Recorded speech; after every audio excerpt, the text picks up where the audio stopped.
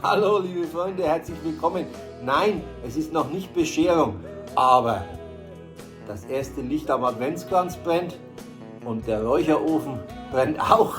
Und was gehört dazu? Natürlich gute Musik, das Elvis Christmas Album. Genau darum soll es nämlich heute gehen. Übrigens das einzige Album, das ganz ohne Glöckchen auskommt. Viel Spaß! Rock and roll has got to go.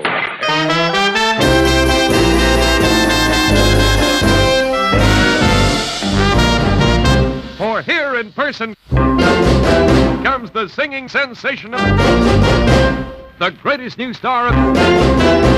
Yes, here comes Elvis Presley.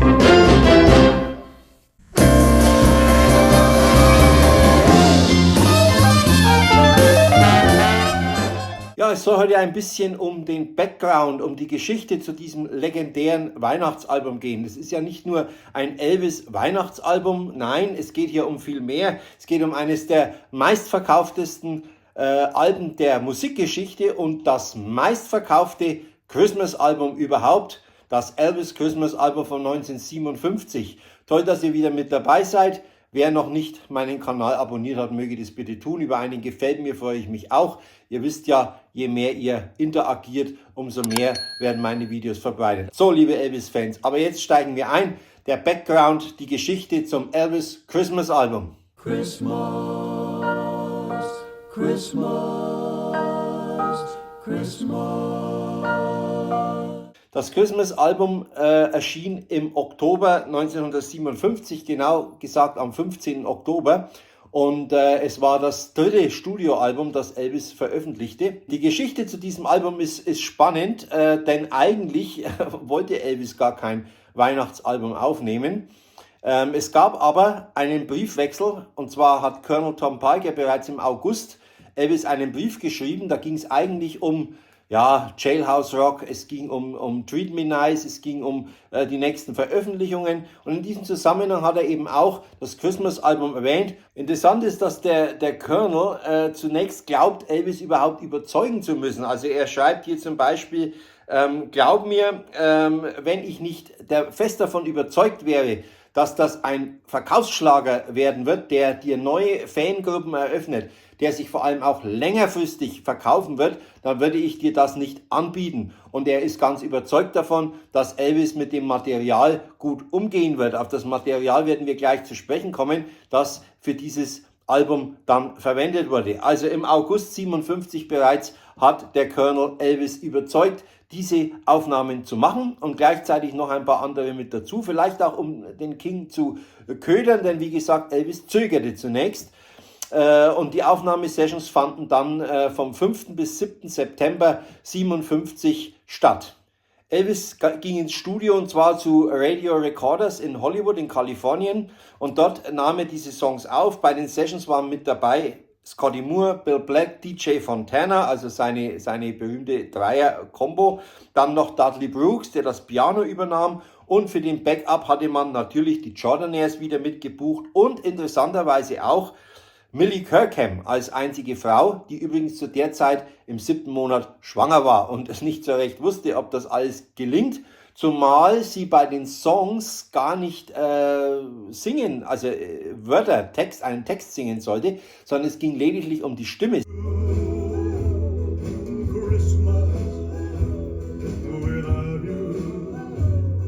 Sie selbst war davon nicht überzeugt, sie fand das etwas kitschig und sagte das Elvis aber nicht, das hat sie sich nicht getraut oder sie wollte nicht, dass möglicherweise die Session platzt oder was auch immer und hat es dann gemacht und wir hören sie an verschiedenen Stellen vom Christmas-Album, werde ich später darauf zu sprechen kommen. Also das ist das Line-Up für die 3 Tage, 5. bis 7. September 57 in Hollywood in Kalifornien. Am 5. September selbst wurde lediglich ein einziger Song aufgenommen, Blue Christmas. 3 Takes wurden eingespielt und der dritte Take ist der Master und wir hören mal rein.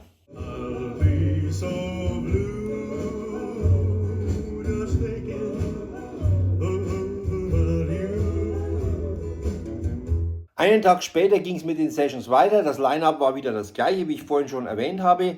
Und jetzt lag der Schwerpunkt auf den Christmas-Aufnahmen. Es wurde also White Christmas eingespielt in insgesamt 9 Takes. Der 9. Take ist der Master. Und dieser Song hat für einen riesen Skandal gesorgt. Und zwar hat Irving Berlin, das ist der Autor, der dieses Lied geschrieben hat, für Bing Crosby. Bing Crosby hat ja diesen Welterfolg mit White Christmas erzielt. Und er hat sich so darüber aufgeregt, dass er also Radiostationen angeschrieben hat und sie aufgefordert hat, diesen Song zu boykottieren, was etliche auch getan haben, aber natürlich nicht alle. Interessanterweise hat sich Elvis' Fassung an der Fassung von Clyde McPhatter und den Drifters orientiert. I'm dreaming of a white Christmas, just like the ones I used to know. So gesehen war das eigentlich nicht ein großartiges neues Arrangement für ihn, aber es war natürlich Elvis. Elvis war der Skandalkünstler dieser Zeit, er war vor allem auch weiß. Bei den farbigen Künstlern hat man sich ja nicht so aufgeregt über die Musik. Das war im damaligen doch auch sehr rassistisch geprägten USA kein Thema gewesen, aber bei Elvis hörte man genauer hin und wenn man mal verglichen hätte mit Clyde McPhatter, hätte man festgestellt, dass das gar keine so große Skandalversion ist. Aber für Irving Berlin hat es gereicht, um diesen Song zu bannen von den Rundfunkstationen, was aber den Erfolg des Albums nicht aufhalten konnte. Wir hören mal kurz rein, White Christmas.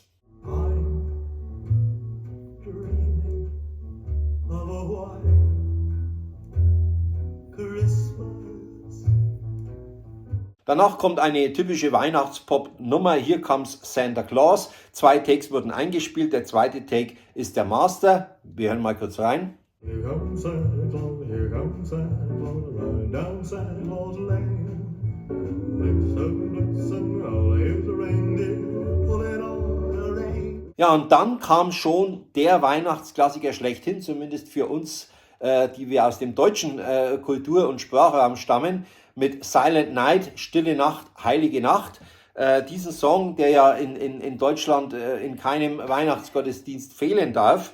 Von diesem Song gab es insgesamt 9 Takes und Elvis selbst hat das Arrangement sogar dazu gemacht und Take 9 war der Master. Für mich einer der Höhepunkte dieses Albums, weil Elvis diesen Song unglaublich schlicht arrangiert hat und ihn auch sehr schlicht singt und sehr ergriffen singt. Für mich immer einer der Höhepunkte. Und ich muss ganz ehrlich sagen, wenn ich das Album höre, dann überspringe ich den Titel immer nicht, weil ich ihn nicht mag, ganz im Gegenteil, sondern den hebe ich mir immer auf tatsächlich für die Weihnachtstage. Der läuft bei mir am Heiligabend, 1. Feiertag, 2. Feiertag, weil ich den einfach so großartig finde. Silent Night, aber wir hören trotzdem mal kurz rein.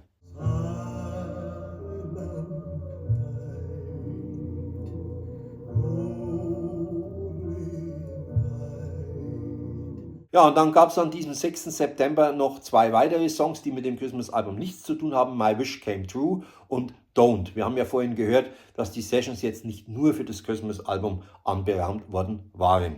So, der letzte Tag dieser 3 Session-Tage, der 7. September, stand dann ganz im Zeichen der Christmas-Songs mit O Little Town of Bethlehem. Das ist ja ein Hymnen-Klassiker. Oh, little town of Bethlehem, how still we see thee lie.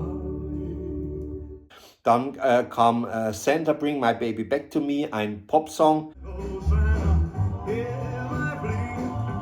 Santa, bring my baby back. Santa Claus is Back in Town, auf den Song komme ich gleich nochmal zu sprechen, und I'll Be Home for Christmas.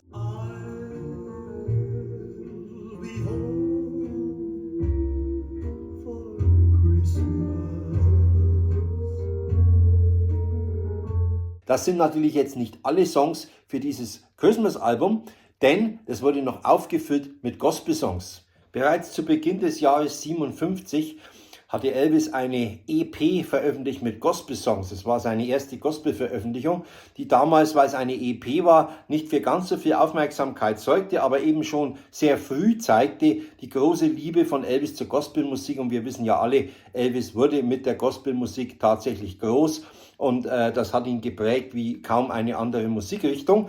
Man hat daher sich überzeugen lassen, das Christmas-Album aufzufüllen mit Gospel-Songs und hat sich dann entschieden für There Will Be Peace in the Valley. For me, I believe, take my hand, precious Lord, and it is no secret what God can do. Interessant ist Peace in the Valley und Take My Hand, Precious Lord. Das sind erstens mal zwei großartige Aufnahmen, wie ich finde, aber zum anderen auch zwei Songs, die von Thomas A. Dorsey geschrieben wurden. Man nennt ihn auch den Father of Gospel Music, also nicht irgendwer gewesen. Und die Auswahl von Elvis für diese Songs war sehr, sehr gut und hat auch sein Talent für diese Musik wunderbar gezeigt. Sodass also das Christmas-Album mit folgenden Titeln dann schließlich erschien in der Originalversion: Santa Claus is Back in Town, White Christmas, Here Comes Santa Claus, I'll Be Home for Christmas, Blue Christmas, Santa Bring My Baby Back to Me, sozusagen die Christmas Pop Songs, die auch extra für das Weihnachtsfest geschrieben wurden, und dann auf Seite 2 der Platte mit Oh Little Town of Bethlehem, Silent Night, There Will Be Peace in the Valley for Me, I Believe, Take My Hand, Precious Lord, und It Is No Secret What God Can Do, also Hymnen und klassische Gospel-Songs auf der zweiten Seite. Eine großartige Mischung, die vielleicht auch ein bisschen den Erfolg des Albums erklärt. Christmas, Christmas, Christmas. Warum wurde das Album zu einem Skandalalbum? Ganz einfach. Erstens mal, Elvis Presley, Rock'n'Roll-Sänger, damals sehr umstritten, nimmt ein Weihnachtsalbum auf. Man sah sich sogar genötigt, für das Christmas-Album einen extra Werbespot im Fernsehen zu schalten. Schaut mal rein, ich zeige euch mal den Originalspot von 1957 für das Elvis Christmas-Album. Sounds like having a discussion about a subject close to their hearts. It's Elvis Presley and his exciting new RCA Victor Christmas album. They were listening to Elvis singing delightful holiday season songs like Peace in the Valley. There will be peace in the valley. Also, White Christmas, Here Comes Santa Claus, a full dozen seasonal favorites. And then it happened.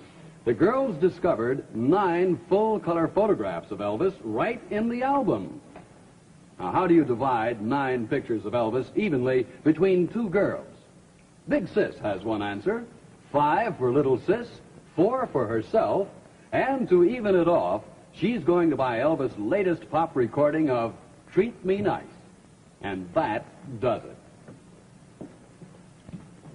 Everybody seems to be happy, and so will you too, when you hear the new Elvis Christmas album at your RCA Victor dealers now. Ja, und wie ihr sehen konntet, wurde für das Album sogar extra eine Fotobeigabe gemacht. Colonel Parker hat ja auch in dem Brief darauf hingeschrieben, dass er einen großartigen Deal gemacht hat, dass er nämlich jetzt Fotos aus Jailhouse Rock veröffentlichen kann. Zeige ich euch kurz mal das Fotoalbum. Ihr habt die Werbefotos auch im Werbespot gesehen. Das alles finden wir hier im Buch zum Album.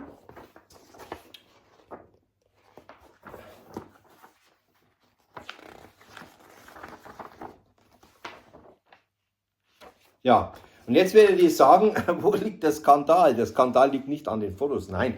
Aber während der Sessions zum Christmas-Album waren die beiden Autoren Lieber und Stoller in der Nähe und man hat überlegt, irgendwie fehlt noch was. Elvis braucht einen Song, der so typisch für ihn ist, der auch zeigt, dass er ein Rock'n'Roll-Sänger ist. Damals wollte man dieses Image ja auch aufrechterhalten. Auch Colonel Tom Parker hatte Interesse daran, was er ja in den 60er Jahren nicht mehr hatte, aber zu dieser Zeit durchaus. Und deshalb haben Lieber und Stoller bereits während die Sessions liefen, also zwischen 5. und 7. September, einen Song hingehauen, könnte man sagen, der aber zu einem absoluten Klassiker geworden ist. Santa Claus is Back in Town, ein richtig schmutziger Blues-Titel, der also so diese Weihnachtsstimmung des Albums eigentlich, ich will nicht sagen zerstört, aber doch ein bisschen in Frage stellt. Und man hat den Song sogar gleich auf Seite 1 als ersten Titel rein, dass also gar kein Missverständnis aufkommt. Und viele, die diese Platte damals gehört haben und haben sie aufgelegt und haben den ersten Song gehört, haben gleich gesagt, das ist ja furchtbar, das ist doch keine Weihnachtsmusik. Und das hat sozusagen ein bisschen diesen Skandal ausgelöst. Vielleicht auch einer der Gründe, warum man später, als das Christmas-Album nochmal veröffentlicht wurde, im Jahr 1970 war es, glaube ich, Zweitauflage, hat man ja die Songs verändert und da war auch plötzlich der Santa Claus is Back in Town, der übrigens den Arbeitstitel Christmas Blues trug, nicht mehr an erster Stelle, sondern man hat ihn verbannt, in Anführungszeichen, in die Mitte des Albums, sodass also dieser Song nicht gleich am Anfang alles Weihnachtliche zerstört.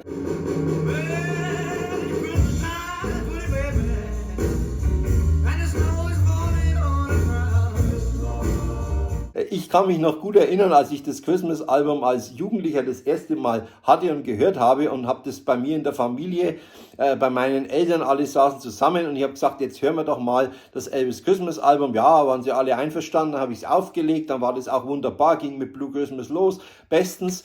Und bis zu dieser Stelle, als Santa Claus is Back in Town kam, dann hieß es so, und jetzt legst du mal die Platte runter. Also selbst in den 1980er Jahren noch hat dieser Song seine Wirkung nicht verfehlt. Und es ist bezeichnend, dass Elvis in seinem 68 Comeback Special, wo er sich ja als der archetypische Rocksänger präsentierte und er wusste, dass die Show im Dezember ausgestrahlt wird und Colonel Parker hatte ja den Deal gemacht, es muss mindestens ein Weihnachtslied drin sein und so nahm er sogar 2 ins Programm auf, wobei der zweite nicht ausgestrahlt wurde, der wurde geschnitten. Der erste war Blue Christmas, der ist im Special zu sehen. Schauen wir mal kurz rein. I'll have a blue Christmas without you. I'll be so blue just thinking about you. Und der zweite Song war kein geringer als Santa Claus is Back in Town, den er in der Sit-Down-Show aufgenommen hat, in einer kurzen Version, aber einer richtig bluesigen Fassung, die den Autoren wahrscheinlich dann zu weit ging. Also das hat man geschnitten, das war in der Show nicht zu sehen, aber auch da hören wir kurz mal rein. Well, it's Christmas time, pretty baby, and the snow is falling on the ground. Yes, I said it's Christmas time, pretty baby, and the snow is falling on the ground. I ain't got no reindeer, no sack on my back. You gonna see me coming in a big black Cadillac. Well, it's Christmas time, baby, and the snow is falling on the ground.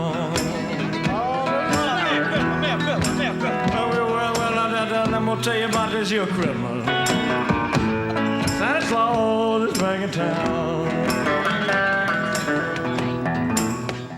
Ja, und so kam es, dass dieses Album 1957 ja ein Skandalalbum wurde, aber ein Skandalalbum, das sich mächtig und prächtig verkaufte.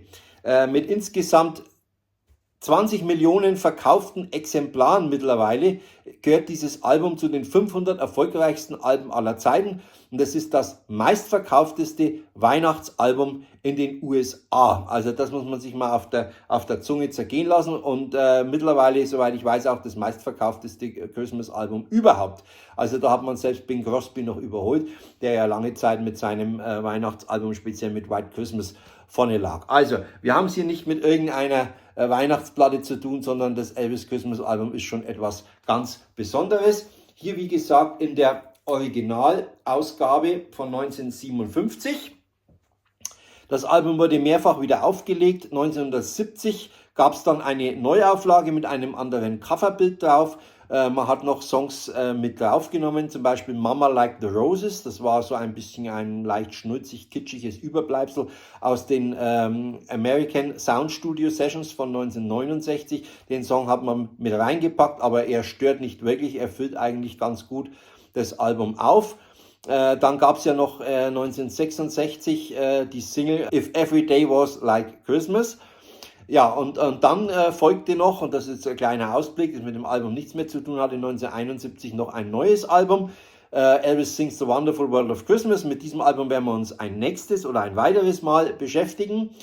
Ja, und da muss ich sagen, ist Elvis seinem Konzept treu geblieben. Auch auf diesem Album finden wir einen Blues-Titel. Also das hat er genauso wieder gemacht, 71, wie es 1957 gemacht hat mit 1971 dann mit Merry Christmas Baby. Aber das soll Gegenstand eines anderen Videos sein. Vielleicht habt ihr euch gefragt, wo war er denn so lange? Schon ewig kein Video mehr, immer nur mal einen Song aufgenommen. Ich mache das ja immer gerne mal. Ja, das kann ich erklären. Die Konkurrenz war fleißig am Start, nämlich die Beatles. Ich habe auf meinem Hauptkanal in Vinyl Veritas etliche Videos gemacht zu der Neuveröffentlichung des neuen und letzten Beatles-Songs und zu der Veröffentlichung der Beatles-Alben 1962 bis 66 und 67 bis 70. Das hatte Vorrang, da hatte ich sehr viel zu tun. Deswegen ist Elvis ein bisschen zu kurz gekommen, aber jetzt Weihnachtszeit steht an und wie könnte man besser starten als mit dem Elvis Christmas Album. Bis zum nächsten Video, bis wir uns wiedersehen, wünsche ich euch ein paar besinnliche Adventstage und ich hoffe, dass wir vor Weihnachten noch ein Video reinkriegen. Wie gesagt, The Wonderful World of Christmas steht auch noch auf meiner Wunschliste. Mal sehen, wie ich dazu komme. Ich danke auf jeden Fall für euer Interesse. Schön, dass ihr wieder mit dabei wart. Ich wünsche euch eine gute Zeit. Ciao und Servus, bis zum nächsten Mal. Euer Gerd. Long live the King.